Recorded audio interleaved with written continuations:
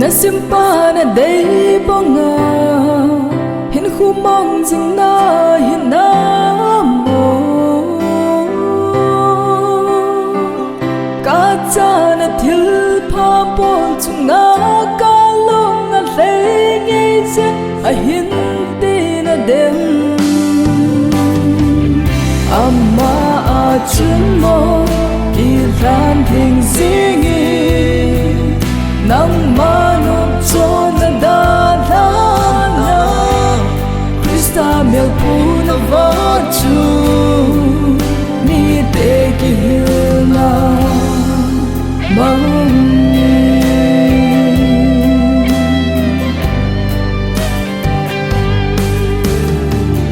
mi him te ne long ya va it thu ngai tu ho zo se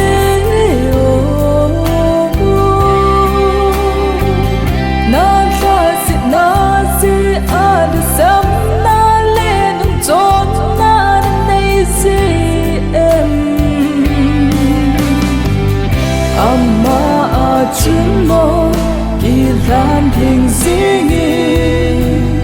nang manop cho na da la na Krista mel pu na va chu mi te ki na mang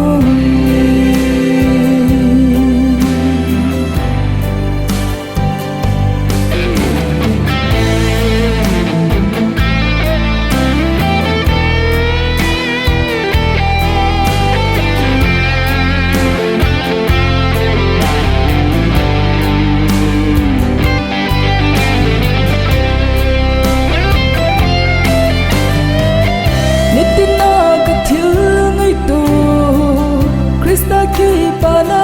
hinam o ke ma de in ka che nong ta poi a si chu Krista nong zui ka hita amma a chun mo ki ran thing singi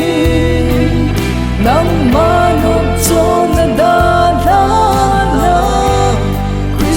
mel pu na va chu